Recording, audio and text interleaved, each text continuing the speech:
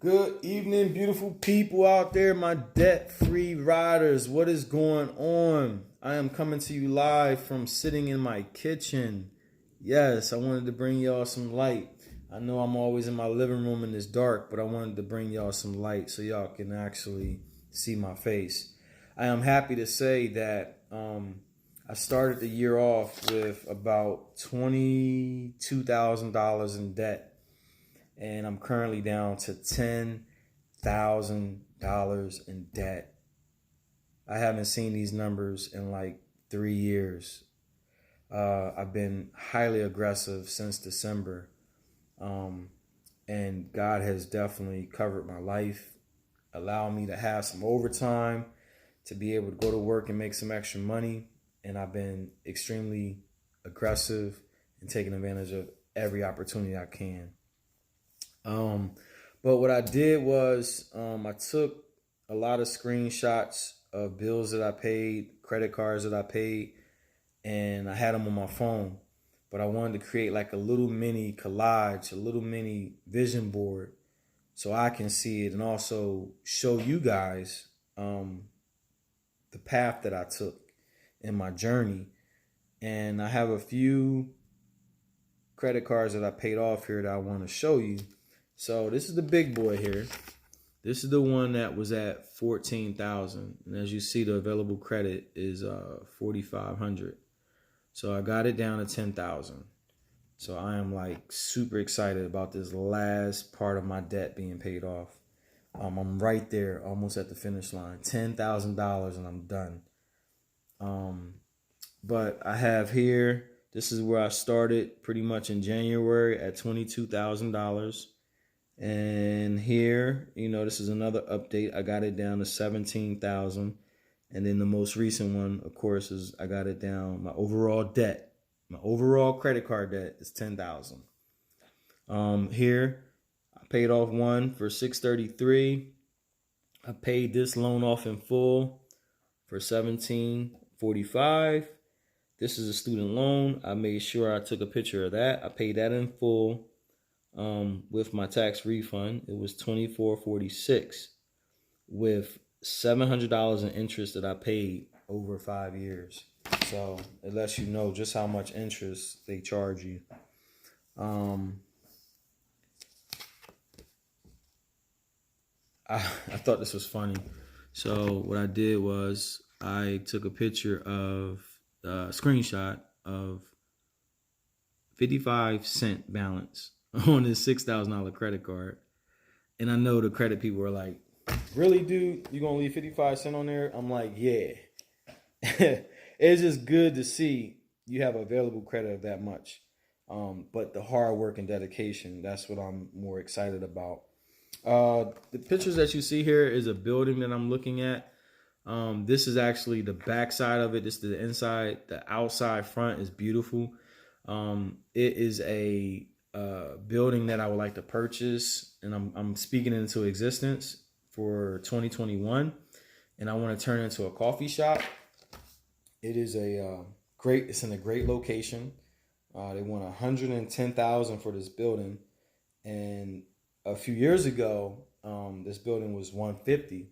So that was about 4 years ago. Now it's at $110,000. So I'm thinking and I'm praying that when January comes, this thing will be at $80,000 and I'll be able to afford it.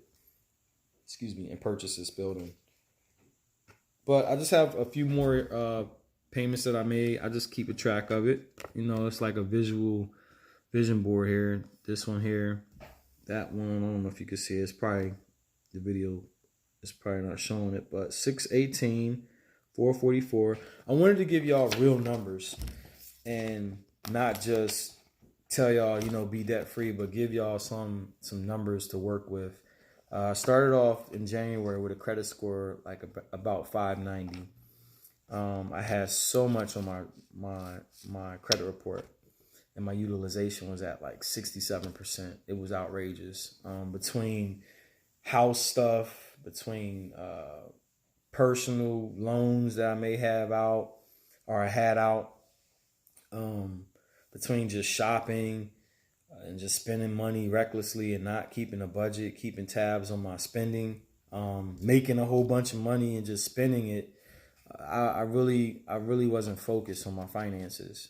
And I think one thing I want to tell you guys is when they say go paperless, don't do it. Because when I went paperless, I wasn't able to see my statements anymore. I wasn't able to see that part that says, if you just make the minimum payment, it'll take you 65 years to pay this off. I didn't get to see that. So I just kept making little minimum payments. And next thing you know, I'm being transparent. Next thing you know, in 4 years, I paid over $10,000 in interest. $10,000 in interest, y'all. $10,000 in interest. When I saw that, I got up out of my bed. I slammed the bill down on the nightstand, and I said, "Not me, not me." I felt violated. I felt taken advantage of, and I said, "Not me. I'm gonna have to take care of this debt." And boom, when December hit, overtime was available at my job. I went hard. $2,000 paid off a credit card. $3,000 paid off a credit card. 1,000, 500. I went hard. No spending. I went on a no spending spree. But that's in some videos I had, so y'all can see those videos to see what I talked about when I talked about, no spending and cutting your spending habit. But I just want to say, be encouraged, man. It's not easy. It's not easy at all. Waking up early, coming home late, working the overtime, cutting your spending. And this is coming from a person that makes over 6 figures. I had to humble myself and eat peanut butter and jelly sandwiches because I had a goal. I had a focus that I wanted to achieve, a goal that I wanted to achieve. But I say that also to tell you, it's not about how much money you make, it's how much you keep. So you could be making over 100,000, but if your net worth is 0 because you owe 100,000, you're really not making 100,000. You got people that make 25, 30,000 a year and they living better than I am. So don't get caught up in how much, you make for a living. It's how much you get to keep. So focus on y'all finances, y'all. Like, financial freedom is important, to be able to just be free of bondage, free of debt. Don't, please, y'all, please. I see it all the time when tax season come, and I'm not knocking none of y'all out there, but just think for a second. When tax season come, I see people all the time go out and buy a used BMW, a used Mercedes. It's cool. It's a nice luxury car. They're beautiful cars. But the maintenance on them is crazy, right? The maintenance is crazy. You're buying a used car. You're buying somebody else's problems. And it's old. Don't do it. Save your money up. Pay off your debt.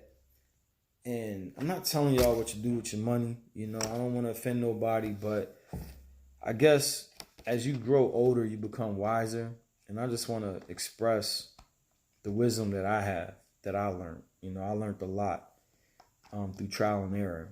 And I never had anyone to tell me anything. And I was just doing what I wanted to do. But, everybody got their thing that they like. But please, y'all, try it 1 year. 1 year, don't spend your tax refund. Put it towards something that will improve you. Not a vehicle, not clothes. That's not, on the outside, it may improve your looks, but do something for you. You'll feel better dropping that money on your debt, being responsible with that money. Do it for 1 year. I challenge you to do it for 1 year.